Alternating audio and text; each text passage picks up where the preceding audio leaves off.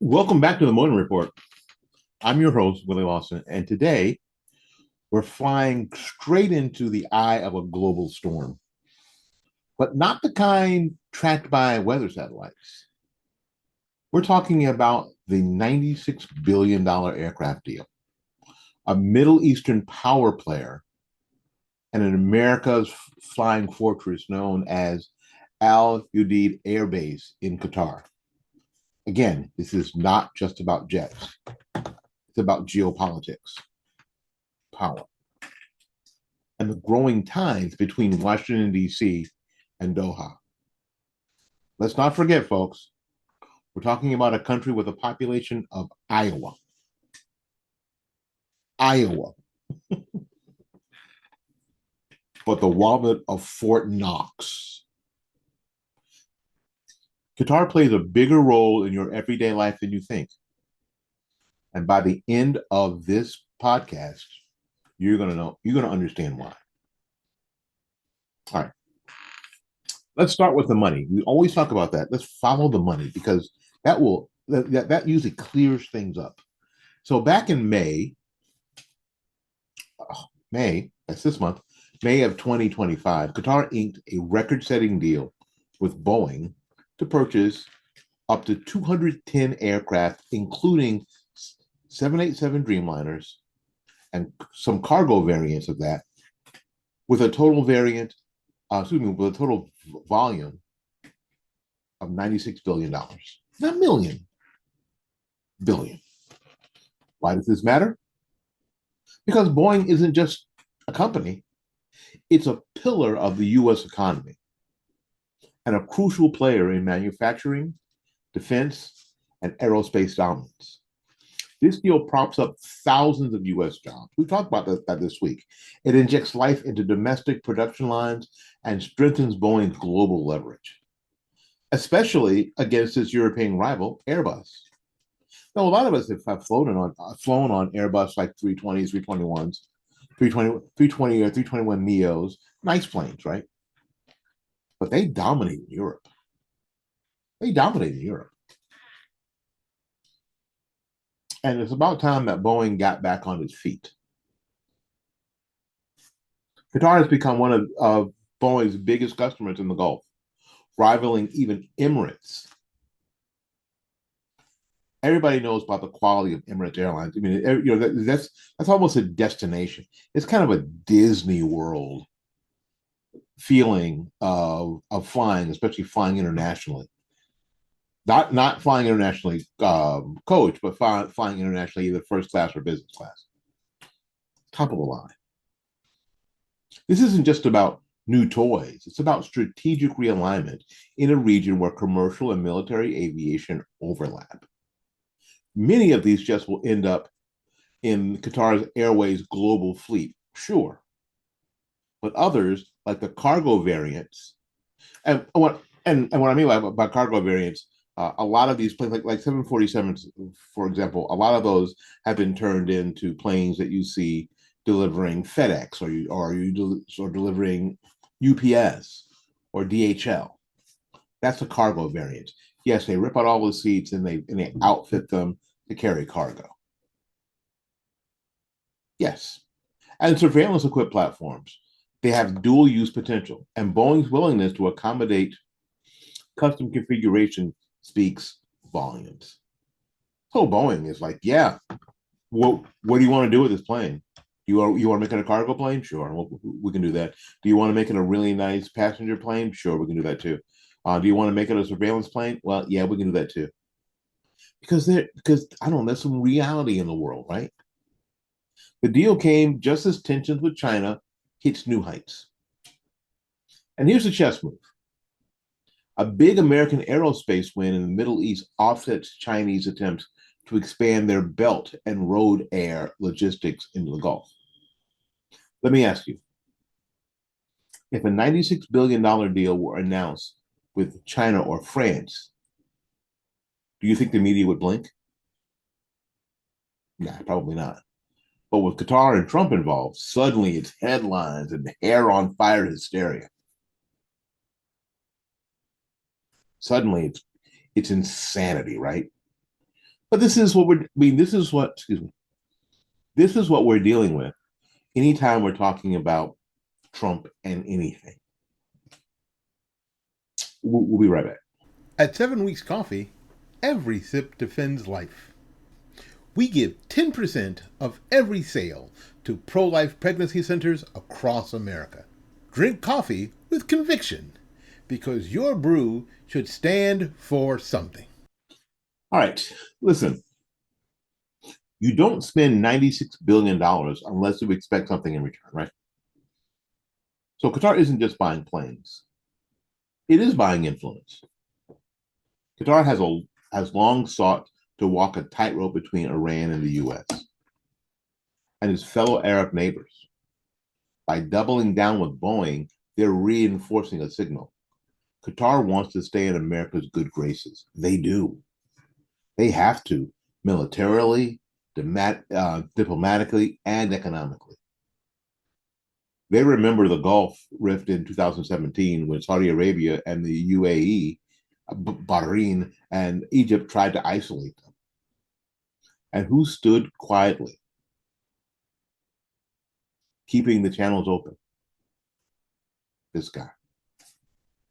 This purchase is also a reminder to their neighbors.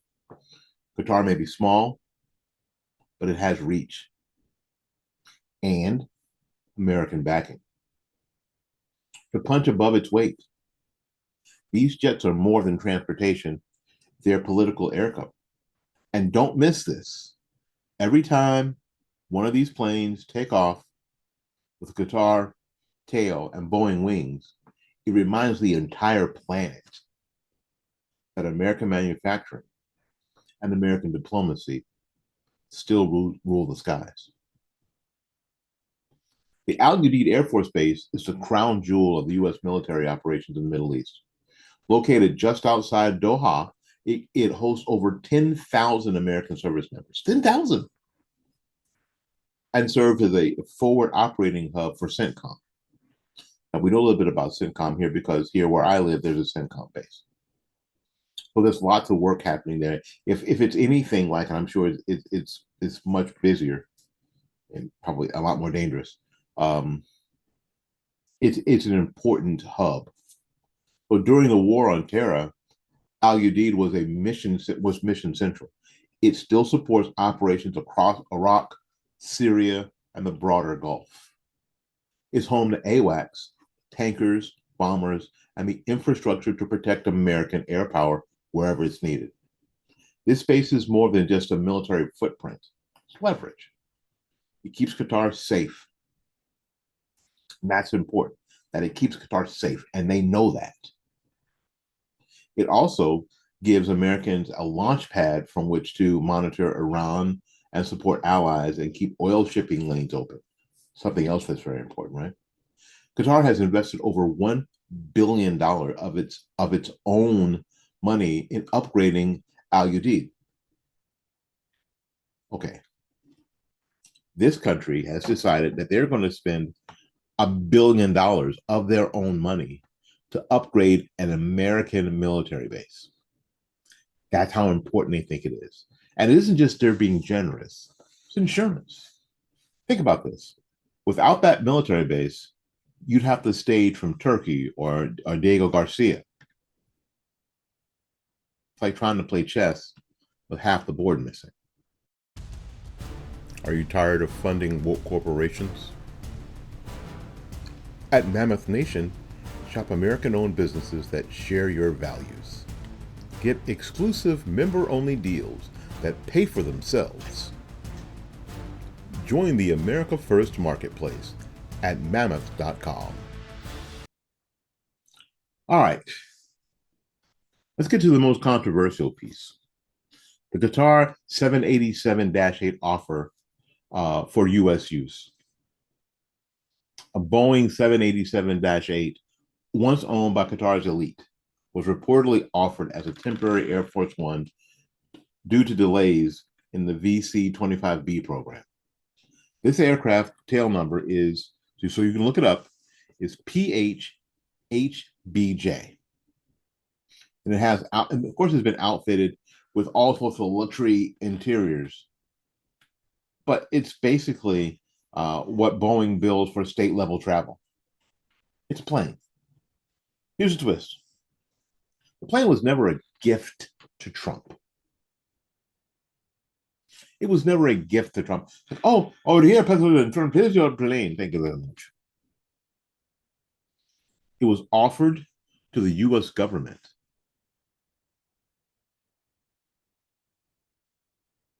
Now, here's the, I mean, because first of all, I don't know if you guys remember, but Donald Trump already has a plane.